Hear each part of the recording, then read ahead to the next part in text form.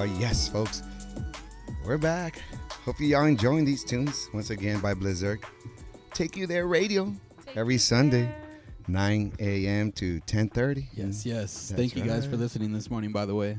Yes, it's once again, it's right here, Valley Views, KROJ. We're back in the mix right here, of course, little past 12 o'clock noon. And it's been a lovely Sunday here, really getting to get even our own knowledge, right, when it comes to elections and voting. Again, those elections are right around the corner, March 5th. Stay informed, y'all. Came by quick, right? It's like it's like March. We're already talking about March. What's going on here? You know. First week of. Can you guys hear me? Yep. Oh, first week of February is over. Wow. Yeah. Already, just like that. Just like that. You're just starting, man. But I'm really happy to bring our next guest in. We have Shania Accius here, who's the founder, executive director of Zawadi, and also the creator of Black in the Valley. And first of all, good morning, Shania. It's actually afternoon already. How are you? I am great, and happy Black History Month to everybody. Yes. That's right. And, why don't we start there, actually? Well, actually, let me back up. First of all, how is your mind, body, and spirit right here, right now? Oh, I'm feeling good. I'm here with my business partner, Keith Paschall, my children, Kayla and Kamari. So we are just excited to be here and able to represent Black in the Valley and Zawadi Cultural Collective. Yes, and I'm so excited, actually, to have this conversation with y'all. And, I wanted to start there as far as, like, what does for you then, Shania, does Black History Month, like, represent and mean to you, you know? Black History Month is super important to me. I mean, first of all, Black history is American history, so it should be celebrated more than just this month. But the reality is we take this specific time just to focus on the accomplishments of African Americans and the accomplishments of our people during this specific time. And I think it's very important, especially with having children, so that they are able to see these things highlighted and see other people celebrating us. Lovely. Yes, absolutely. And like you said, it's to keep the tradition going alive, and also for the next generation that's right here. Yeah. I get hyped when I see the younger folks around too, just because it's so important that I always say the youth aren't just leaders of the future, but a lot of them are leaders of today, right here, right now. Literally. Too. I agree. So I love that. And tell us a little bit about then a little bit more about just because you have two parts here that I really wanted to talk to you about. One is that nonprofit, of course, Zawadi, and then you also are the creator of Black in the Valley. So and that's really where it was. By the way, DLC, who hit me up earlier this week and gave me the Black in the Valley IG. Okay. And then I was like, and then literally, You're very welcome. I love your page. Yeah, before the end of that day, I was like contacting you, But yeah, tell us a little bit about first Zawadi, and then a little bit more about Black in the Valley as well. Okay, so just to give you a little bit of history. So Zawadi Cultural Collective is a 501c3 nonprofit that we started back in 2017. It's a family-based nonprofit. We started it based on the fact that we felt that we needed culturally based programming here in the San Fernando Valley. We found that a lot of times when we wanted to get culture or we wanted to be around our people, we would have to get on the 405 and drive all the way into Lamert or on Crenshaw just to get a bit of culture. So we decided we live in the Valley, we want to stay in the Valley, we want to support the Valley, so let's build it here. And so in 2017, we started holding different events. We started a Juneteenth event that we started doing. We do a Women's Empowerment Vision Board event that we started doing. And the vision of our nonprofit just started growing from there. So now Zawadi Cultural Collective is now a vehicle for a lot of community-based things. We also now sponsor a Girl Scout troop here in the San Fernando Valley, and we have the largest Girl Scout troop in the we have the largest Girl Scout troop in all of Los Angeles, and all of the girls just happen to be African American girls, and they range from kindergarten all the way up to seniors in high school. And we have 127 girls, and it keeps growing, and we are super proud of that. And we actually just took the girls to New York and DC last year, and we got an opportunity to meet the Vice President of the United States. Oh my God, this is amazing. Yeah, so big shout out to Kamala Harris. Yes. Former California Girl State Scout Senator. cookies are now on sale, FYI. Go to our page for sales. But can we just take a pause for that? I mean, think about that, y'all. Yeah. Shania here has the largest, Girl Scout troop, right? Yes. And it happens to be an all-black Girl Scout troop, Yes. and Love that. but more importantly, just youth, right? That are Yeah. again also like just giving them these experiences, right? Right. How is that for you? Before we keep going, I'm just curious. What are the pause there for that? So the Girl Scout troop was Yeah. actually birthed out of the need to support my daughter. So when she was young, she was the only black girl in her class. She was the only black girl on her soccer team. She was the only black girl in her dance class. And I was just tired of her being the only. I wanted her to be able to be in a space where she could have similarities with other people. So when she was 5 in kindergarten, I started this Girl Scout troop because I wanted to be intentional with the village that I was building. And so we started with, I think, maybe 20 girls, and it's just grown. And it's we allowed them to unapologetically be little black girls. We talk about hair, we talk about culture, unapologetically. Unapologetically, absolutely. We allow them to express themselves, and we are able to share in the experiences because we look like them. So it's an easier experience for them. Yeah. Absolutely. And I don't know if Kayla, you want to talk or anything, but I would really just want to ask you, just like, how was that that experience for you? Like sometimes being, the only black person, and like maybe now having maybe a different village, right, if you will. But like, how did you navigate that? I mean, honestly, I didn't really feel like kind of different from them because that's just really who I was surrounded by most of the time. But there were times where they would like talk about something and I wouldn't relate, and I would just like be there. So when my mom started the Girl Scout troop, it was, I don't know, I felt like I felt welcomed, and I felt like I had a community because I made a lot of friends through that who looked like me, and I still talk to them now. So it was really impactful for me, and thank you for that, Mother. And you're welcome. That's awesome. Love that. Well, thank you, Kayla, for jumping in there. Thank you. Literally unannounced. Right. She did not want to speak, so I'm proud of you. Thank you. Oh, yes, Thank you for that. absolutely. Thank you. Yes. And tell us then, so Zawadi, I believe that's a Swahili word for gift, right? Yes, exactly. Zawadi is a Swahili word for gift. Yeah. You Wow. did your research, I see. All right. But tell us like based on that though, then why did you want to name your nonprofit Zawadi? Because of the fact that the black community here in the San Fernando Valley, we have so many gifts to share, and they're just going unnoticed. So we wanted to be able to showcase those gifts that we have in the valley. Yeah. That's wow. awesome. That's and then that also goes to the other part then, which is the Black in the Valley. And I know you have some events as well going on there. But first, tell us like, where did that gravitational pull to want to start such a group here start for you, and the passion behind that? I believe it was back in 2020. I believe when you were got it started. But yeah, what was that leap? That push? So Black in the Valley, so we did have Zawadi, and we were doing the events and things were growing, but then the pandemic hit. And during the pandemic, we weren't able to put on any events. Everybody was at home, but we always had this longing for our community. So 2020, it was the day after I had put together a kids protest. I saw how many people came. It was amazing. I think it was in Sherman Oaks. Wow. And we just put out a call, and we said, this was during the time of George Floyd, and the kids wanted to have a voice, and so we put together this protest, and so many people came out. Wow. And I said, people are longing to still have their voices heard, and I know we can't be in person that much, but how can I connect with my community? So the next day, I launched Black in the Valley, and I just wanted it to be a space where people can come and express themselves. People can feel like they're not at home alone. And I invited some of my friends, and I said, invite your friends, and you invite your friends. And today we have over 4,000 members in the group. And it started as a Facebook group, but it has grown into so much more now. You gotta watch out for those Facebook groups.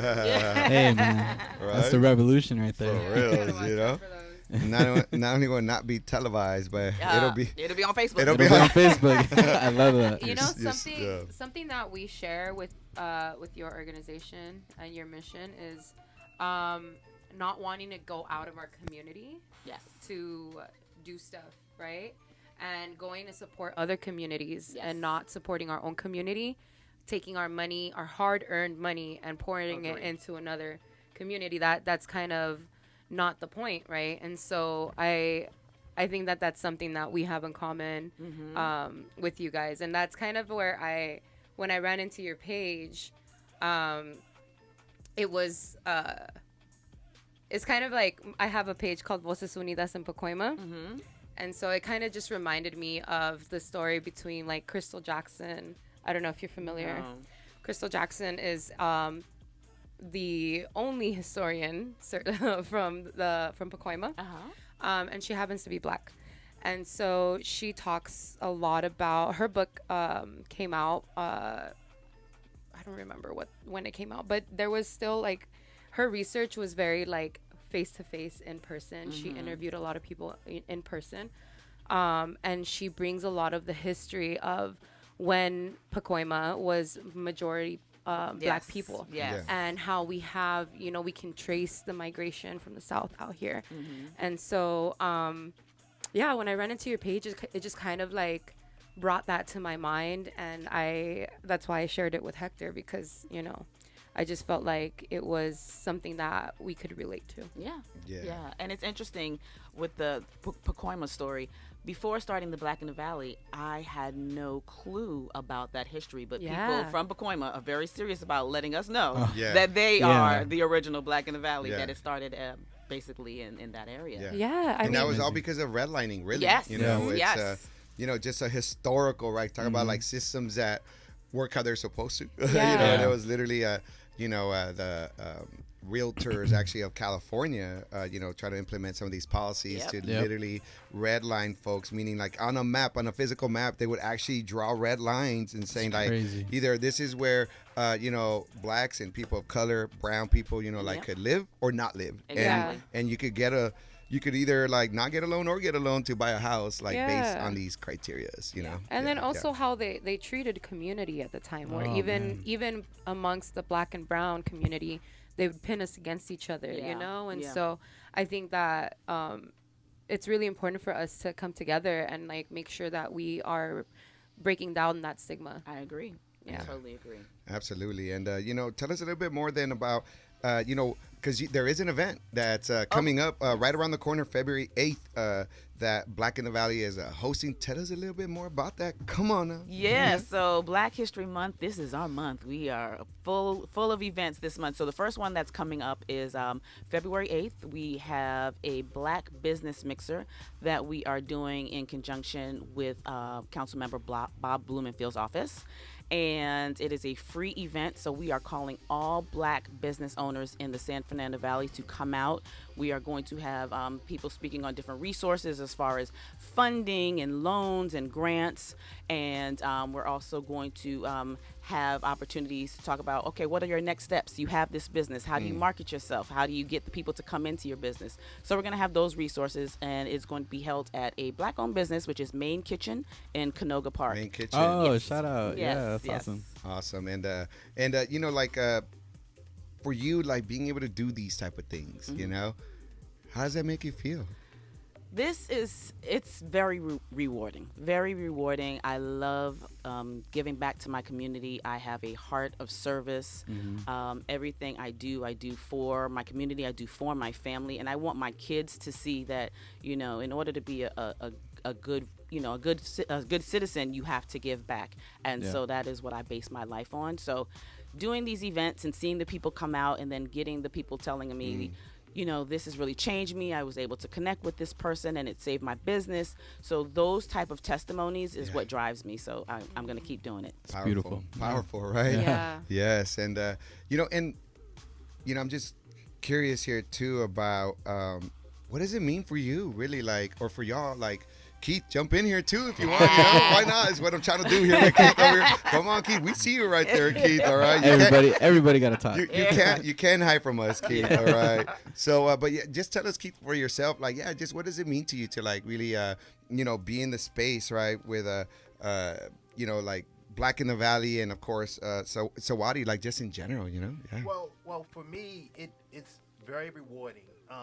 this was a business that was basically started from Shania's mind. This was her creations. This was her goal. This is what she wanted to do, and then she gradually pulled me into it, and I find it very rewarding. Like, we do a food distribution that we hold every Saturday morning. Please tell us more about that. Yes. Like, so we have a food distribution that we do every Saturday morning at Christ Community Church in Winnetka, and it's really amazing. We've been doing it for maybe like 2 years now. 2 years, and we have people that come out religiously every week. And we're just serving maybe like 150 people. Wow. So it's just very rewarding. I really enjoy what we're doing right now. Yeah, no, and when you were telling me about that, yesterday when we were talking on the phone, and I was like, so which Saturday of the month? I was like, every Saturday of the month, rain or shine, we are there. That's amazing. And we hope actually. I haven't even told the crew yet, but it's like we're gonna go out there one of these Saturdays. We're gonna be there. Yeah, too, that sounds great. Awesome. That would be awesome. Yeah. I mean, that's there's another group out here in Pacoima called Pack Solidarity, and they do something similar. So there's so many like connections, Yeah. And just in general, then being that you're that creative group Black in the Valley, the name of it, what does it mean for y'all then to be Black in the Valley? Well, to be Black in the Valley now feels amazing, because before Black in the Valley, the group, we felt isolated. We felt like we weren't here. We felt like our village was small. But once the group started and we started growing and we started connecting with people and we started realizing, oh, this person lives 2 blocks from me and she's Black. And, just building this village, it's very empowering, and it's very nurturing to know that we are here. Yeah. We are here, and we are well represented, and I think the light is shining brighter and brighter on the people of color in the San Fernando Valley. Yeah. No, it's just great to hear that too, because again, it takes though that initiative. It does. It takes like those first steps that usually are the most difficult ones, really. To be able to like do what you have now. I mean, and to be able to like and thanks to Diosi too, but like just learning more about y'all is already making me just even more happy to know that there's folks like y'all out here too, like doing this amazing work and like building together and that community, right? Because I mean, we hear that all the time, but it's so true, right? It takes a village. It takes a village. Yes. And when your village is strong and thriving and empowering, so much more can happen, but also like so much more joy could exist. Exactly. Right? Exactly. Yeah. Exactly. What about for you, Keith? Just like that feeling and that vibe of like Black in the Valley. What's that like for you? Well, it's kind of like what Shania was saying. Like beforehand, we really felt like disjointed. Like we really was having a hard time really trying to connect with people and just trying to find like our people in our village. But since Black in the Valley has started, we have really made a lot of strong connections. We feel a greater synergy amongst our people. People are starting to come out to our event. Like we had our women's empowerment event, and we were only able to market it for like 1 week. But still within that 1 week, we had maybe like over 100 people. Yeah, like That's over 100 amazing. people come out for it. Amazing. So, I mean, it just feels like really great to have this venue where we could voice our opinion and basically like with Black in the Valley, it's like a hub for information as well. People can come in and they can ask for like just different like organizations and things like that, businesses or whatever, and we are able to like resource it all within this one space. Y'all are connectors, facilitators of that too. Yeah. And if you think about it, like Diosi and I talk about this all the time, Blizzard too, like, and with our crew really, but like it's like when you have a place you could go to, like for reliable resources. It's like a little hub. Exactly. Yeah. Like a safe space. Yeah. No, that's great. It's amazing. And you know what? Any other events outside of the February 8th that y'all still have going on either this month or even later on, past February? Anything you want us to keep an eye out for? Yes. So after the February 8th event, we have on February the 24th, we are doing a Black History Month scavenger hunt, and this will be our second time doing this. This is free and it's open to the public, and basically what it is we have teams get together And basically, it's like an amazing race around the valley. Okay. And during during this race, sign me up. during this race, you will get to discover all of the black businesses here in the Beautiful. San Fernando That's Valley. amazing. I'm in. So I'm signed up. there are clues that take you to different locations. Yeah. And unfortunately, we don't have a lot of black businesses here, so we fill in the space with different challenges. Like one challenge was videotape yourself singing the theme to Good Times. So different fun things. And so that's just a fun community event that we have, and that's going to be on February 24th. We will have more information about that on our Instagram page and on our website. And then after that, I think our next biggest thing is we have a Women's History Month tea that we're doing on March 3rd. Okay, and that is going to be at the Tarzana Cultural Center. Then in May we start our Kidpreneur program. Business That's Academy. awesome. So it's a 6-week program in which we're trying to help kids establish their own business. So we have a group of professionals that's going to come in, it's going to mentor the kids, and it's going to work with them, trying to help them establish their own business. So then at the end of the program, we also will give them a chance to launch their business at our Juneteenth event, which is our biggest event, and that's going to be held on June 15th at Pierce College. There it is. Everyone should come out to that. We have over 1,000 people come out to that. We have music, we have food vendors, we have over 100 business vendors, we have games, we have giveaways, and it's a lot of fun, and it's open to the community. There it is. And that's so special because I feel like, at least for the most part, all of us grow up like, why didn't we learn about this in high school? Why weren't we taught how to build a business? Why weren't we taught how to save money? So that's amazing. Thank you guys for that. Yes, for real. I was actually going to ask, if I act like a kid, could I join that program? Hey, I still need the help. Of course. Some people say I'm too immature, Listen, we might be calling on you guys to actually come and speak as mentors. That would be awesome. Yeah. We'd be That'd be honored. great. But we just want to once again say thank you, for making it out here on such short notice, of course. And but not only that, I feel like we're gonna have a connection here because Valley Views, KRJ, it's not just about bringing folks in, but it's about building community. That's what we're all about. Yeah. And we just want to thank everybody here for being here. Kayla, Kamari, Keith, and of course Shania. Accius, the founder. It's actually Shania, but that's okay. Oh, sorry, Shania. Thank you for correcting me, okay? This coffee's hitting, but it's hitting in the wrong direction. But we just want to thank you so much. See, this I love the joy and the laughter. That's okay. It could come at my expense. I love it. But we just want to thank you guys so much for tuning in and for being here. And we're gonna just give y'all just the last final words of wisdom, and then after that, we have Natalie Garcia's show coming up at 12:30, which is the Chicana in the City repping and reporting.